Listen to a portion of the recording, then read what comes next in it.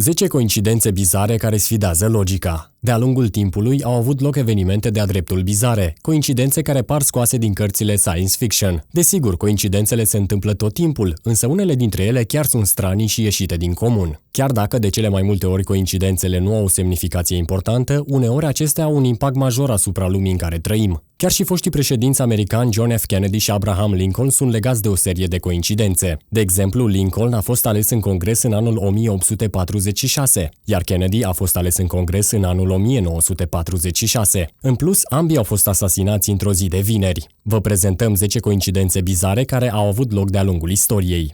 Mark Twain s-a născut și a murit la trecerea cometei Halley. Mark Twain s-a născut la data de 30 noiembrie 1835, ziua în care cometa Halley a trecut pe lângă Pământ. În anul 1909, scriitorul a glumit: "Am venit în 1835 cu faimoasa cometă Halley, iar peste un an mă aștept să plec cu ea." Aceste cuvinte s-au dovedit a fi profetice. La 21 aprilie 1910, Twain a murit de angină pectorală, în ziua în care cometa Halley a trecut pe lângă Pământ. Blestemul lui Tamerlane, 20 iunie 1941. Arheologii sovietici au descoperit mausoleul lui Tamerlane, descendent al lui Genghis Khan. Pe piatra de mormânt a acestuia scria: "Cel care îmi deschide mormântul va elibera un cuceritor și mai teribil decât mine." 2 zile mai târziu, Germania a atacat URSS.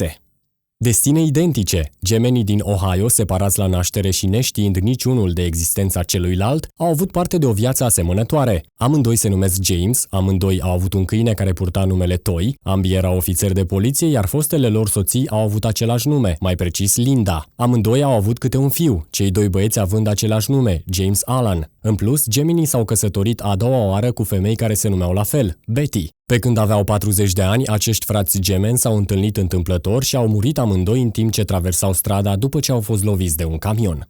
Predicții apărute în desenele animate. În imagine puteți vedea o captură dintr-o secvență a desenului animat Johnny Bravo. Pe un afiș lipit pe un perete scria "Coming Soon", iar desenul evidențiază turnurile gemene în flăcări. Acest episod a fost difuzat cu 5 luni înainte de evenimentele teroriste din 11 septembrie 2001. Violet Constance Jessop, supraviețuitoarea de pe Titanic. Una dintre cele mai spectaculoase povești despre supraviețuitorii de pe Titanic este aceea a Violetei Constance Jessop, o stewardesă care a reușit să scape cu viața atât după scufundarea Titanicului în 1912, cât și a vasului britanic în 1916, nave pe care fusese îmbarcată. Mai mult, Violet s-a aflat chiar și la bordul vaporului Olympic când acesta aproape s-a scufundat după ce s-a lovit de vasul Hawke în 1910.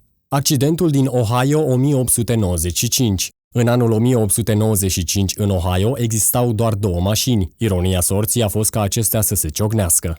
Coincidența de la barajul Hoover. În timpul construirii barajului Hoover și-au pierdut viața 112 persoane. Primul muncitor care a murit a fost J.G. Turney, la data de 20 decembrie 1922. Ultima persoană care a murit acolo a fost fiul lui Turney, care a murit la 20 decembrie 1935.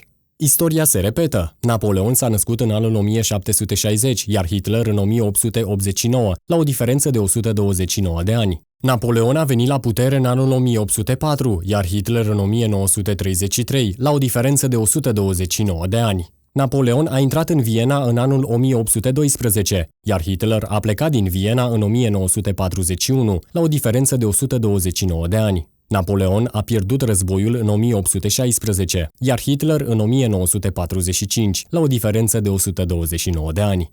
Coincidențele stranii între John F. Kennedy și Abraham Lincoln. John Wilkes Booth, asasinul lui Lincoln, s-a născut în 1839. Lee Harvey Oswald, asasinul lui Kennedy, s-a născut în 1939.